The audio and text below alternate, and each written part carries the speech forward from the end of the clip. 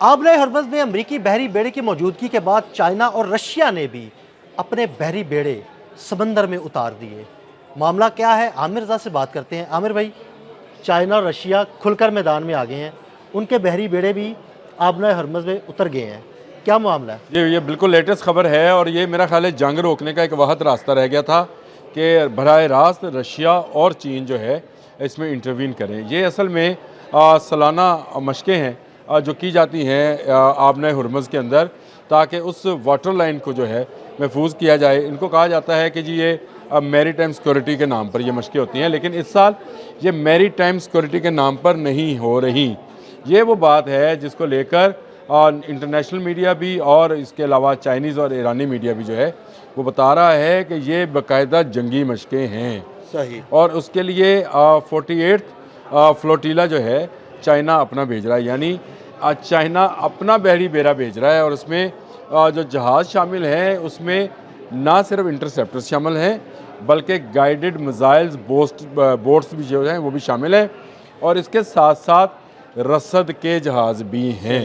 और क्या उस पर फाइटर प्लेन भी मौजूद हैं? देखें, सबसे बड़ी बात यह है कि चाइना ने अपने जो आप त्यारा बरदार जहाज़ की बात कर रहे हैं, जिस तरह से अब्राहम है या जराल्ड आ रहा है, उस तरह के जहाज़ को तैयार रहने का कह दिया है। अच्छा। लेकिन ये जो बहरी बेड़ा आ रहा है जिसको 48 फ्लोटीला कहा जाता है, ये इसके अंदर सारे गाइडेड मिसाइल्स की बोट्स हैं जो कि ना सिर्फ आने वाले मिसाइल्स को रोकेंगी, इंटरसेप्ट करेंगी, बल्कि ये जो है उस मिसाइल बरसाएंगी भी।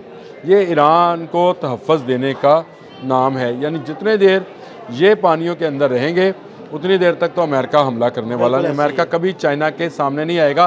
लेकिन यहाँ भी चाइना अकेला नहीं है, यहाँ दूसरे नंबर पर इसके साथ जो तीसरा मुल्क है वो रशिया है। यानी रशियन जहाज़ भी जो है, जिनका अभी अनाउंसमेंट नहीं हुई है, वो भी आ रहे हैं और वो भी जंगी जहाज़ हैं। सही। ये तमाम के तमाम जहाज़ देखें, इस वक्त आबनाए हरमुज़ में जो है सिर्फ अमरीकी हमें नज़र आ रहे हैं। बहरी बेड़ा नज़र आ रहा है, एक बड़ा बहरी बेड़ा वहाँ मौजूद है, एक मज़ीद आ रहा है।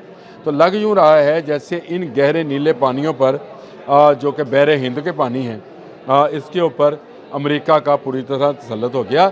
ये पूरी दुनिया के 40% ऑयल की लाइफ लाइन है। मैं इतने दिनों से ये आपसे बात कर रहा हूँ। आपने कई दिन पहले ये बात की और आप मुसलसल ये बात कर रहे हैं कि एक तो ईरान को चाइना और रशिया दोनों अकेला नहीं छोड़ेंगे, और अगर उन्होंने उसे अकेला छोड़ दिया तो उनकी जो तेल की रसद है वो बंद हो जाएगी। ये आप बात देखिए, समझे, पूरी दुनिया की रसद बंद होने जा रही थी। चीन जो है वो ईरान से तेल लेता है और ईरान और असला लेता है रशिया से, तो दोनों की लाइफ लाइन जो है वो ईरान है। अगर ईरान ख़त्म होता है तो ये ख़त्म हो जाता है, और पूरी ऑयल लाइन के ऊपर अटलांटिक में पहले वो रशिया और चीन को निकाल चुका, क्योंकि वहाँ पर बराह रास्त जंग नहीं थी। अब इन बोट्स के जो फ्रेगेट्स हैं, इनके होते हुए, इन मिसाइल बोट्स के होते हुए अमेरिका ऐसी हिमाकत नहीं करेगा। जराल्ड और फोर्ड को जब मूव कराया गया तो उसके बाद ये हिकमत अमली चेंज की गई। वो मैरी टाइम सिक्योरिटी जो मशक़ें थी 2026, उसको जंगी मशक़ों में तब्दील कर दिया गया है। आमिर भाई ठीक है, आप ये बहुत बड़ी इलाक़ाई, मैं आपको बता रहा हूँ, बहुत बड़ी इलाक़ाई तब्दीली है, और इसकी खबर हम आपको ब्रेक करके दे रहे हैं कि इन मशक़ों को जंगी मशक़ों का नाम दे दिया गया है। ये ईरान के अंदर बाकायदा इसका नोटिफिकेशन जारी हो गया है। ईरान की तमाम बोट्स, तमाम उनके ड्रोन्स, तमाम उनके मिसाइल्स, तमाम उनकी जो पनडुब्बियाँ जिनको हम वो कहते हैं सबमरीन्स कहते हैं, वो इन मशक़ों में हिस्सा ले रही हैं। तो इसका मतलब ये है कि ये मशक़ें ईरान और रूस और चीन की मुश्तरका जंगी मशक़ें नहीं हैं, मुश्तरका जंगी दफ़ा है, जिसके लिए जहाज़ दोनों मुल्कों से आएंगे। इसके बाद आप त्यारा बरदार जहाज़ों की बात करें, देखिए इस वक्त आबनाए हरमुज़ में अब्राहम मौजूद है और एक जहाज़ जो है वो रास्ते में है, वो पहुंचने वाला होगा, वो पहुंच जाएगा। उससे पहले ये मुमकिन नहीं था कि चीन इस वक्त किसी एक्टिव जंग के अंदर नहीं है, और उसका जो त्यारा बरदार जहाज़ है वो अभी मूव होने में उसको चंद दिन लग सकते हैं, लेकिन जराल्ड जो है वो इन्हीं चंद दिनों में पहुंच जाएगा। बिल्कुल ठीक है। उसको रोकने के लिए ज़रूरी है कि चीन और रूस की जो जहाज़ हैं, छोटे जहाज़ हैं जो कि मिसाइल के साथ भी जो सफ़र कर सकते हैं, वो पहुंच जाएं, और पहुंचकर इस मुमकिना जंग को, जिसके बारे में बहुत लोग कह रहे हैं, मैं हंस रहा था कि ये मुज़ाकरात कोई मुज़ाकरात कामयाब नहीं है। ये अलग बात है वो मुज़ाकरात क्या हैं, उसके बारे में ख़ुद अमरीकी क्या कह रहे हैं, ये एक अलग से व्लॉग बना। आमिर भाई, अगर चाइना और रशिया के बहरी जहाज़ों की मौजूदगी में अमेरिका कोई मिस एडवेंचर करता है तो क्या ये जंग चाइना, रशिया और अमेरिका के दरमियान भी शुरू हो जाएगी? अच्छा, ये जंग फिर चाइना, रशिया और अमेरिका के दरमियान ही देखें, इस वक्त दुनिया की तकसीम ही इन 3 सुपर पावर्स के मबैन है। इन 3 सुपर पावर से हटकर आपको कोई मुल्क नज़र नहीं आएगा। कोई अमेरिकन ब्लॉक में है, कोई रशियन ब्लॉक में है, कोई चाइनीज़ ब्लॉक में है। कम तादाद कम ज़्यादा हो सकती है। एक नया ब्लॉक मार्ज़ वजूद में आ रहा है जिसको कहते हैं यूरोपियन ब्लॉक। ये जो यूरोपियन नेशंस हैं ये अमेरिका से अपना ख़त्म कर रही हैं इत्तेहाद, और ग्रीनलैंड के मसले के ऊपर आकर उन्होंने बहुत ज़्यादा रिजेंटमेंट दिखाई है। ख़ासकर जर्मनी, फ्रांस और बरतानिया ने तो जो है कहा है कि ग्रीनलैंड को हाथ से नहीं जाने दिया जाएगा। ये तो यूरोप, अमेरिका के यूरोप का वो कहते हैं शाहरग जो है वो अमेरिका के हाथ में देने वाली बात है। तो अमेरिका इस हवाले से कमज़ोर होगा। दूसरा, चीन और रशिया के आने से मैं आपको बताऊं, मिडल ईस्ट की जो इस वक्त क्या कहेंगे सूरत हाल है, जो इस वक्त करंट जियोपॉलिटिकल कंडीशन कह लें, आप इस वक्त जो सूरत हाल है मिडल ईस्ट की, उसमें बहुत सारे ममालिक के मफादात भी चीन और रशिया से जुड़े हुए हैं।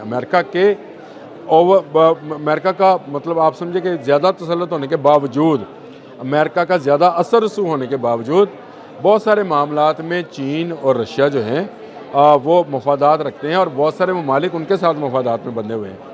ऐसी सूरत हाल में अमेरिका के लिए मुमकिन नहीं होगा कि वो इन 2 कुव्वतों से जंग लड़े। और एक पहली दूसरी बात, आपने कहा कि अगर ये जंग हो जाती है तो क्या 3 मुल्कों की जंग होगी? ये फिर आलमी जंग होगी। ये 3 मुल्कों की जंग हो, देखें अगर ये इतनी बड़ी जंग थी तो मैं आपको सिर्फ ना 2-3 मसाले बताने लगा हूँ। जो उनके गाइडेड मिसाइल डिज़ास्टर्स हैं जो कि चीन के हैं, ये इससे पहले शुमाली कोरिया की हिफाजत के लिए मौजूद थे और अमेरिका को ज़रूरत नहीं। इब्राहिम लिंकन नॉर्थ चाइनीज सी में था, अमेरिका को शुमाली कोरिया के ख़िलाफ़ नहीं हुई। ये इसका नाम है जी टैंगशान, ये D1222 टैंगशान है जी। ये गाइडेड मिसाइल डिज़ास्टर्स है जी, जाके डिस्ट्रायर्स हैं, सॉरी डिज़ास्टर कह रहा है, डिस्ट्रायर्स हैं। और ये कोई भी आने वाला मिसाइल जो है उसको डिस्ट्रॉय करने की रखते हैं। फिर इनके बाद डेंगजिंग है, ये गाइडेड मिसाइल फ्रैगेट्स हैं, ये भी इसमें शामिल हैं। और फिर उनके लिए ताइहा एक सप्लाई चेन है जो कि जहाज़ों पर मुश्तमिल है। तो ये कोई एक जहाज़, 2 जहाज़ नहीं आ रहे, ये पूरा का पूरा मैंने आपको बताया कि 48th फ्लोटिला जो है वो आ रहा है। अब रशिया ने अनाउंस करना है, रशिया आज करे कल करे, कौन से जहाज़ भेजेंगे, कितनी तादाद में भेजेंगे? रशिया आज करे कल करे, ये कर देगा। रशिया के सदर व्लादिमीर पुतिन के जो नेवल मशीर हैं उन्होंने तो ऐलान कर दिया है और उन्होंने कहा कि हम इसमें शामिल हो रहे हैं। तो ये वो मशकें जो कि मैरीटाइम सिक्योरिटी के लिए थी, यानी आप जो स्मगलर्स के ख़िलाफ़, मैरीटाइम सिक्योरिटी से मतलब आप समझते ही हैं कि समुद्री हदूद के अंदर आप अपने जो जहाज़ हैं सफ़र है महफूज हों, लेकिन इनको जो है वॉर एक्सरसाइज के अंदर तब्दील कर दिया गया है। ये बड़ी ख़बर है, ये ब्रेकिंग न्यूज़ है मेरे हिसाब से कि ये अमेरिका को कुछ वक्त के लिए रोक सकती है। बहुत शुक्रिया आमिर रज़ा जी। बिल्कुल, आमिर रज़ा ने बड़ी तफसील के साथ इस सारे मामले पर रोशनी डाली। अदील अहमद और आमिर रज़ा को इजाज़त दीजिएगा। अल्लाह हाफ़िज़।